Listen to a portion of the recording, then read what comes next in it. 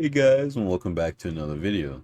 And today I just kind of wanted to do a quick one and go over the sub-capital ships because CIG is doing a lot of work on multi-crew gameplay.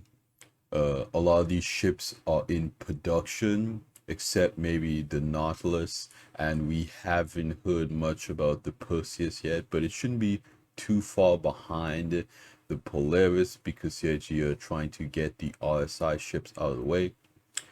But we know that the Idris is coming with Squadron 42 or a little bit after that. We know that the Polaris is deep into production, and we already have the Hammerhead.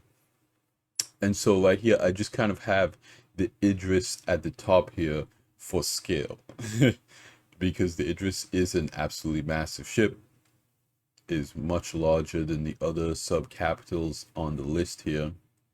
The closest in size is probably the Polaris.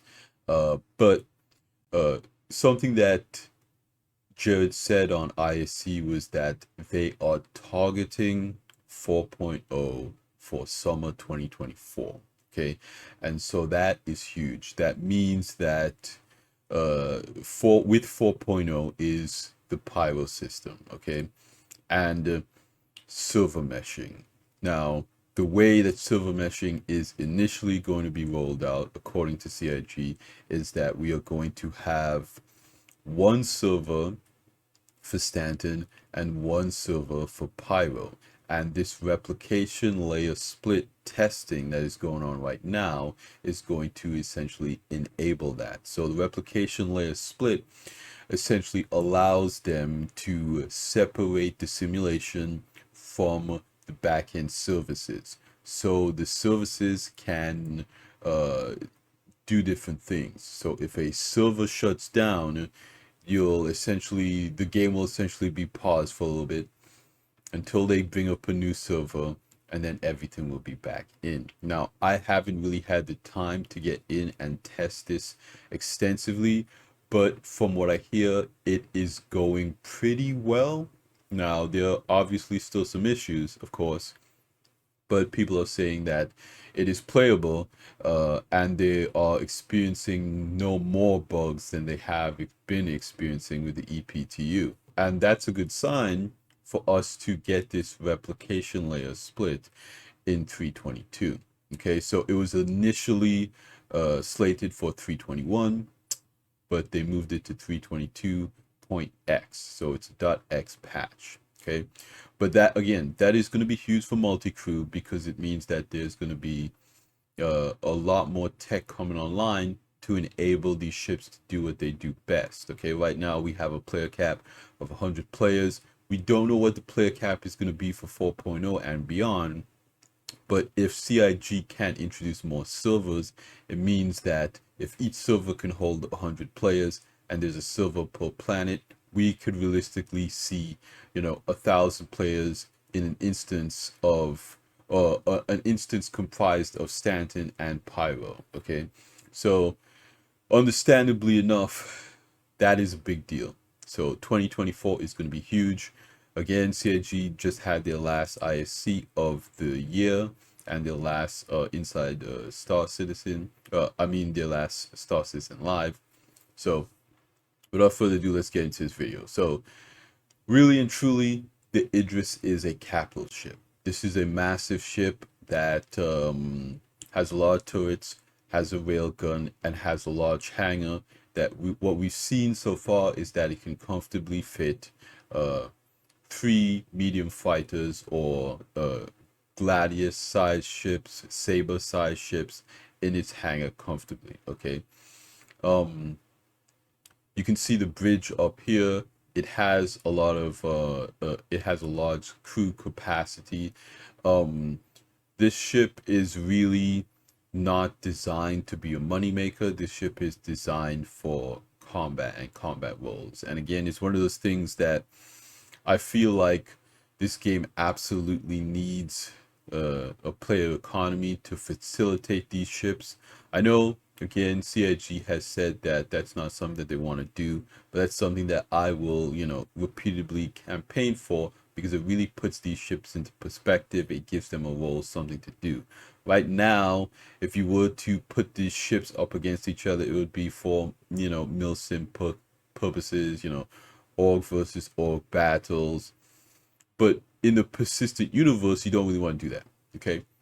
Now in Arena Commander, that's fine to essentially have, mock combat battles, and CIG is building Arena Commander out to be able to do that. Arena Commander can now supports multi-crew gameplay. So if you are interested in having these massive fleet battles, I believe that in the future you'll be able to do all of that stuff in Arena Commander, no problem. But doing it in the persistent universe is a completely different story, because remember, your character is supposed to persist. And, the way they're talking about the medical system is that you will have a limited number of lives. And so once you reach the cap of how many lives you have, that character is gone. So you're not really going to want to do like milsim type stuff in the verse with your main character, because if you lose it, then what are you going to do? You're going to have to start all over again. So you might milsim on an alt account, but you're really going to want to do a lot of that stuff in Arena Commander or private server. Like hopefully, CIG talks about private Arena Commander servers where orgs can do battle against each other. And I mean, they're also looking at theaters of war again. So and trying to see what they need to do to get that back in players' hands again.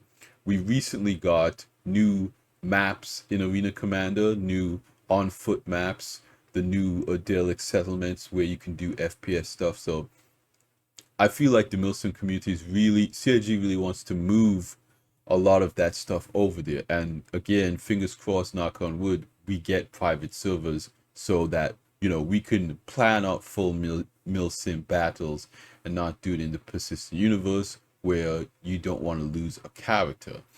But in terms of these types of ships, you're really going to want a purpose for them, okay? Because in the persistent universe, when your life really matters, why would you pull out this massive ship? Well, you're going to want to pull it out for territory control. Essentially, you have a base somewhere that is, pulling out a lot of resources. This base can be attacked.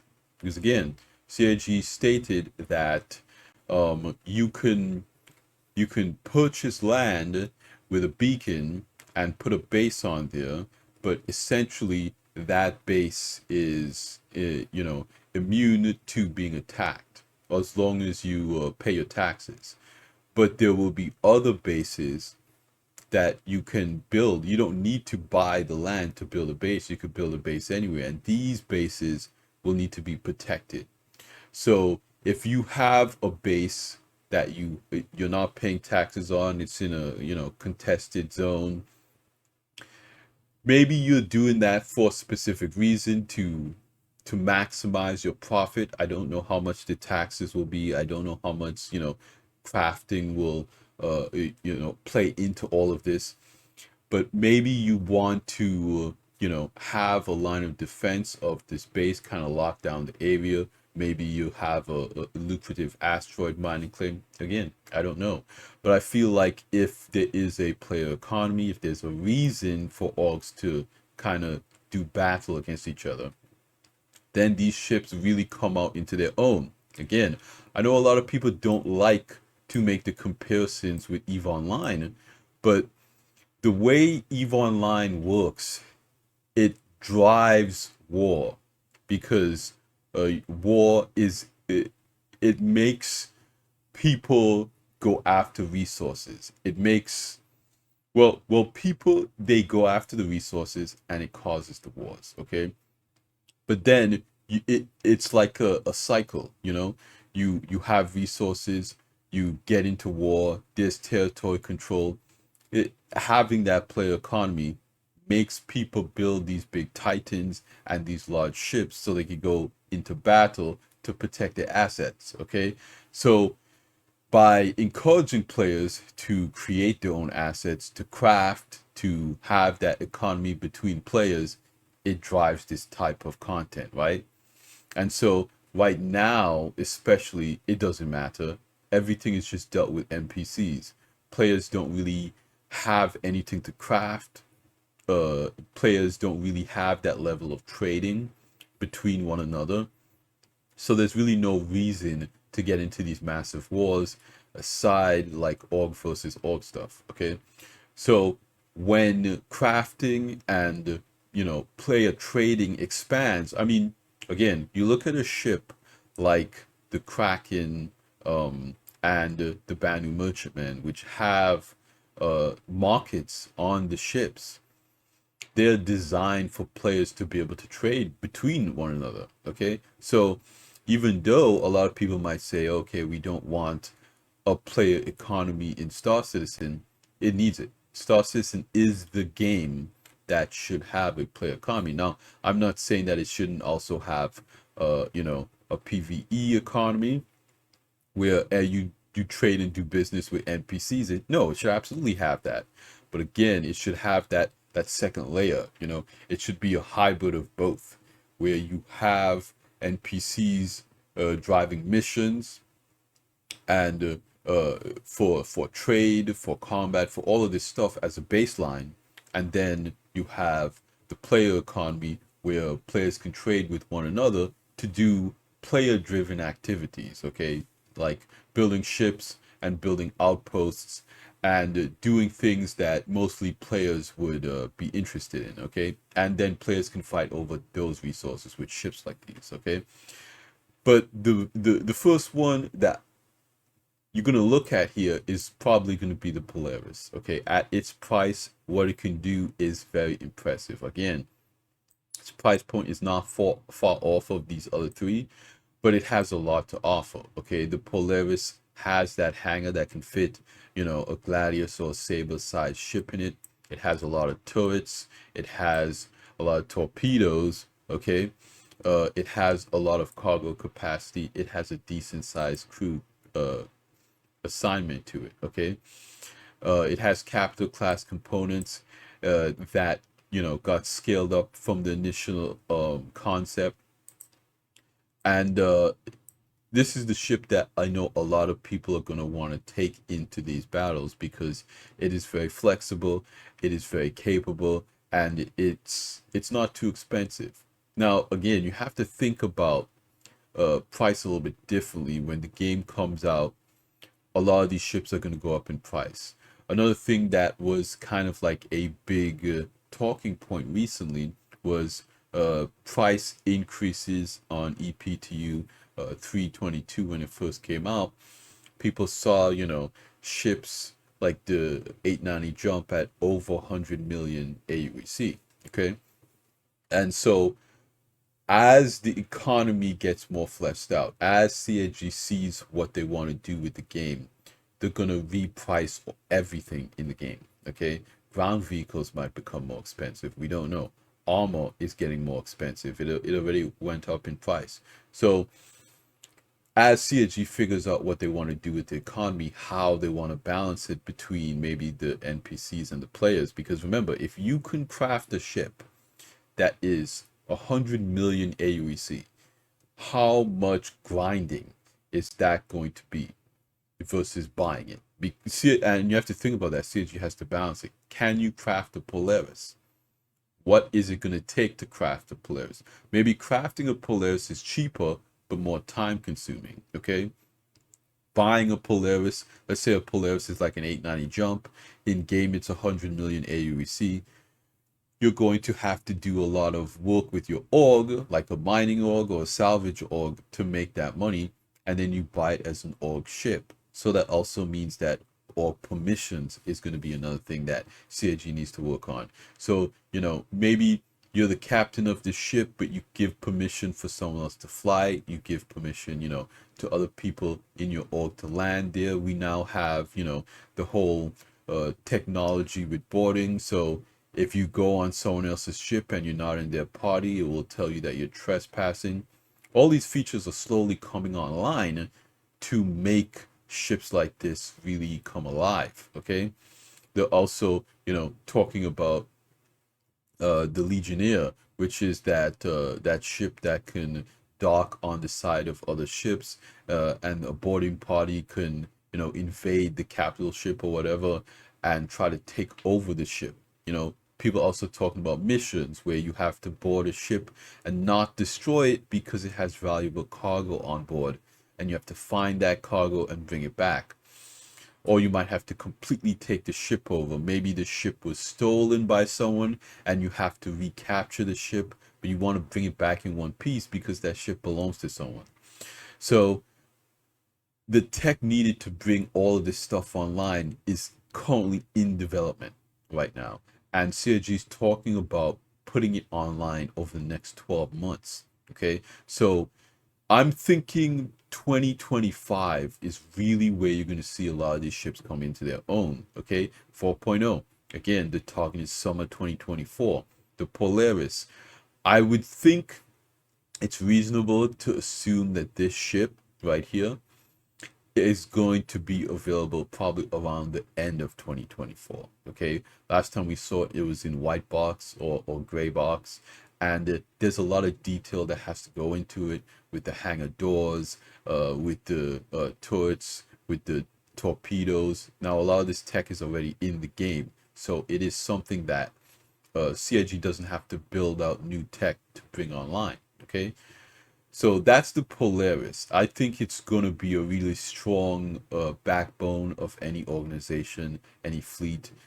It's a ship that I own and I think is kind of going to be really vital in the game, especially with systems like Pyro, larger systems where you're going to need a ship that can carry other ships. That's one of the things that is really attractive about the Idris, is that it can be your flagship. Okay, if you're a smaller org and you want a flagship, an Idris is kind of a great ship because you can have 3 or 4 fighters inside and you guys can do what you need to do. The Polaris can really hold one saber sized fighter, but now we have ships like the Fury, which are very small. How many Furies can you fit in a Polaris? This is going to be the big question, okay? Because the Polaris has, capital-sized shields and a med bed that you can respawn in, okay? Hopefully.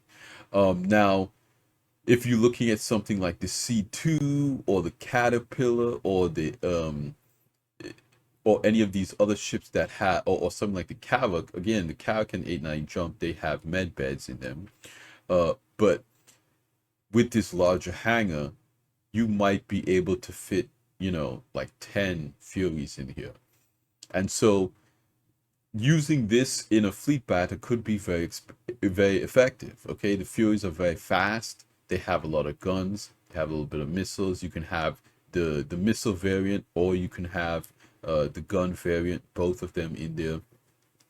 So as a fleet character, that's going to be very effective. Now, imagine how many Furies you can fit in an Idris. Okay, just seeing the doors opening and just like a swarm of Furies flying out of the front hangar, that's got to be a sight to behold when we see it in game. And it's something I'm very excited about. But again, there has to be reasons behind why players would even do that in the first place, aside from it being insanely cool. Okay, then we have the Nautilus. The Nautilus is the mine-laying ship. Now, CIG has also been talking about mines and how they might work. And there are different kinds of mines, okay? So there are turret mines that essentially have guns on them.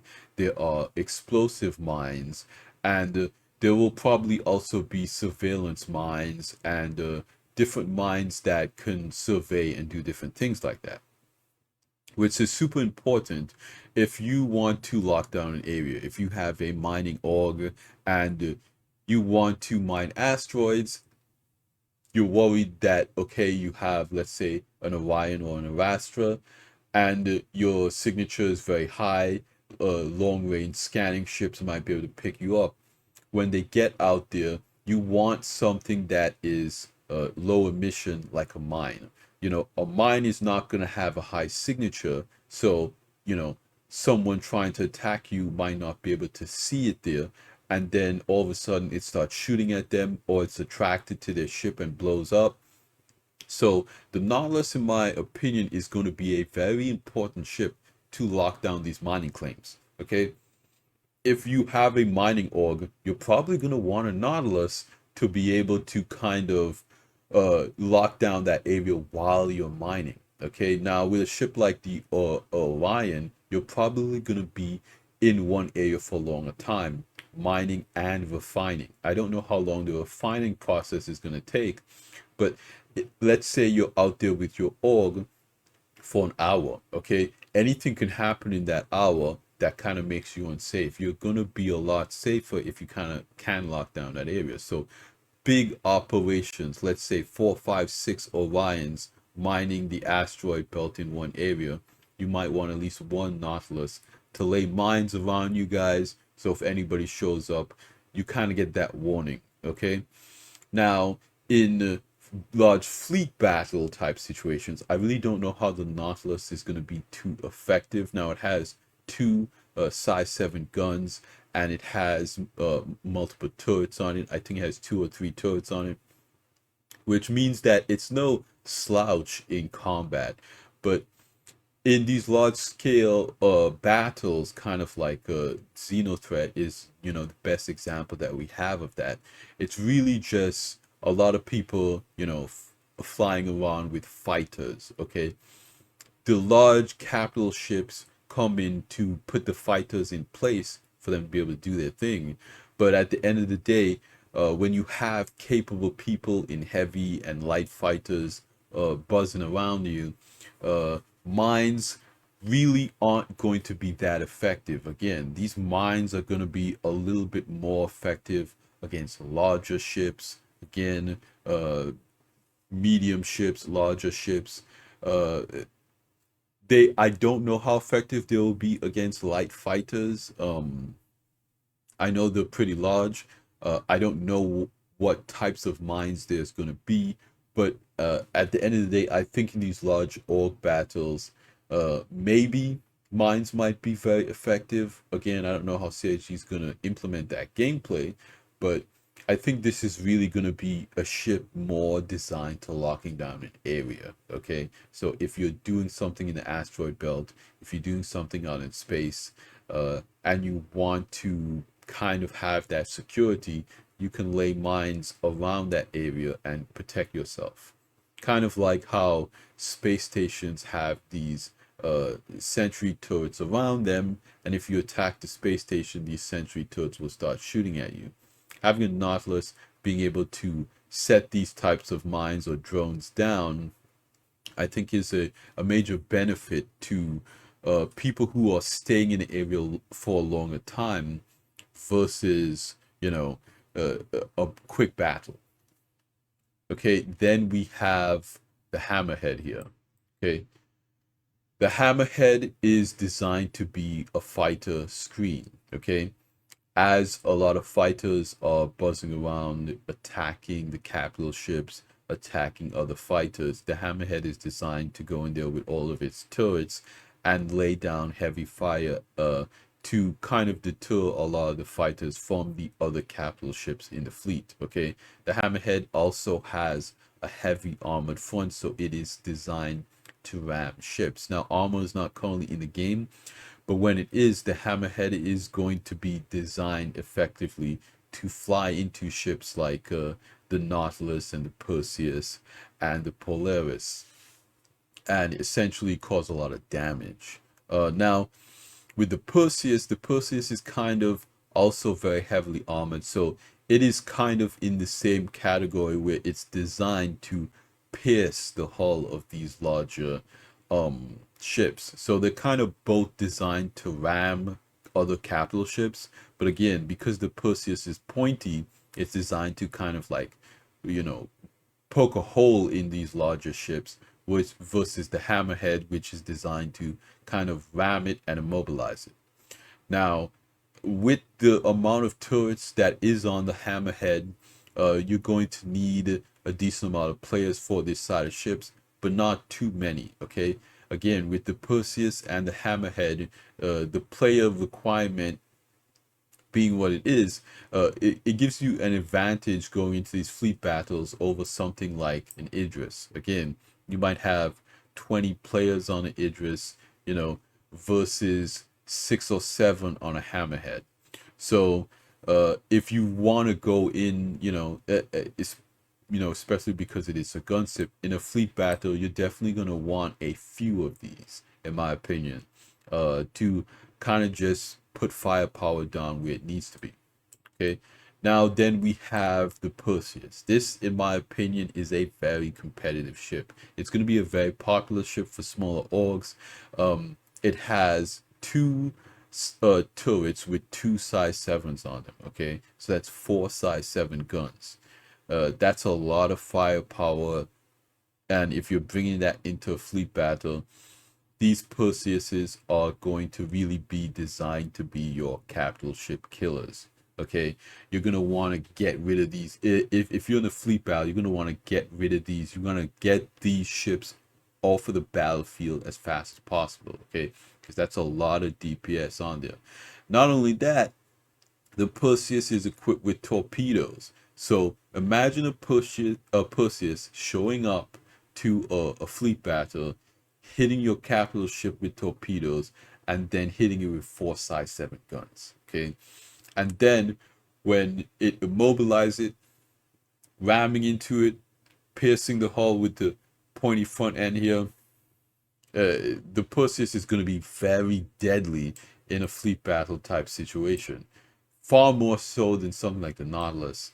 The Polaris, again, this is not going to be designed for ramming because the cockpit is right up at the front, but because the Perseus has the cockpit, the bridge all the way back here, it's really designed for ramming. Again, the Hammerhead is also designed for ramming, but your bridge is right up at the front. Okay, so you're really trying to hammer a ship and break it up.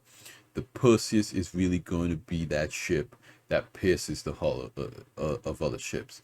Again, it's a heavily armored ship, and it was an older design in the Star Citizen universe according to lore, and really the Perseus was the ship that you took into fleet battles, and it turned the tides of many battles in lore because of its capabilities. Okay, and you can see why. The torpedoes on board, the 4 size 7 guns, and it also has point defense turrets. So the heavy hull armor, it's going to be a really devastating ship in any fleet battle. So in my opinion, all of these ships are going to be very exciting end of 2024, all of 2025. I believe we're going to get the Polaris and the Idris first, and then maybe the Perseus and the Nautilus. But again, CIG is probably not going to be too worried about the Polaris. The Nautilus right now, because even though they are talking about mine lane gameplay, really these other ships are going to be, ships that have the most gameplay right away. Okay, so in my opinion, I can't recommend the Perseus and the Polaris enough. Okay, again, the Hammerhead's in game right now as a fighter screen, is a great gunship. But at the end of the day, in fleet battle type scenario, it's going to be, more geared to attack fighters. The Nautilus, I think it is more geared to lay mines. And so if you're going out mining, salvaging, and you want to lock down an area while you're doing that, the Nautilus is going to be great. But in a fleet battle, I don't really know how the mining gameplay is going to, be all that effective. But the Perseus, this is going to be your capital ship killer. And the Polaris, with all of its turrets, point defense, it's going to be a great gunship. It's going to be great at inserting fighters into the battlefield. It has the torpedoes to blow up ships like the Idris. The Polaris and the Perseus, in my opinion, are going to be two invaluable ships. Now, with the Idris, you have a lot of point defense, you have a lot of fighters, but it is a big, slow kind of target. Okay, you have that large railgun, and you know, I've seen what that can do. Players have stolen these and flown them around in game. This is no ship to underestimate. With a full crew of players, it's going to be very effective. It's going to be very deadly because, again, you got to think about its large shields. It's just going to be a monster. I don't think it's going to be overpowered though. Again, it's not a fast ship. Maneuverability, taking it in atmosphere is going to be a real battle. You know, you're really going to have to fight to control this thing with fighters flying around you. But again, the people who have stolen this and taken it out, they've basically been flying it around solo, and it's still been very effective as a ship, with entire servers coming to kill it. I'm just very excited about the future of this game, and you know what CIG has plans for these ships here. I can't recommend the Polaris and the Perseus enough. These two ships, I think, are the two most exciting ships overall. Although I love the Nautilus and the Hammerhead, the Polaris and the Perseus are just, you know, they're going to be invaluable in fleet battles. And then, of course, who can't wait for the Idris to come out? Okay, but let me know what you guys think. This is just I don't know, a chit chat video, not really a comparison.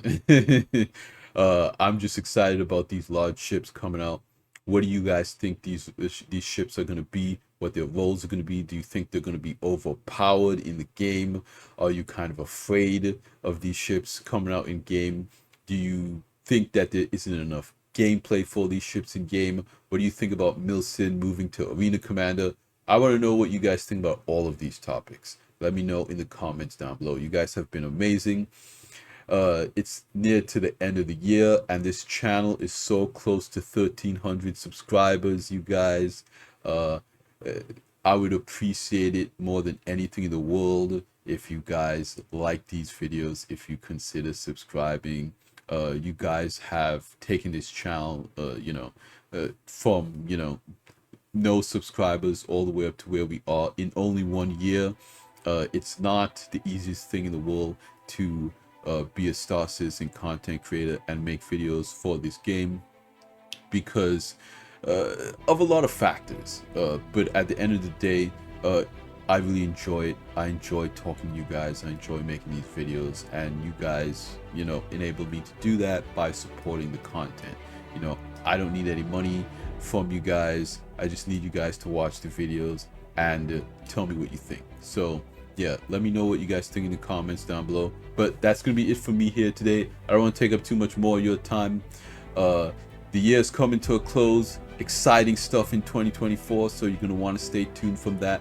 Like I always say at the end of these videos, you guys like the video. If you liked it, subscribe if you want to see more, and I will see you guys in the next one. Salute.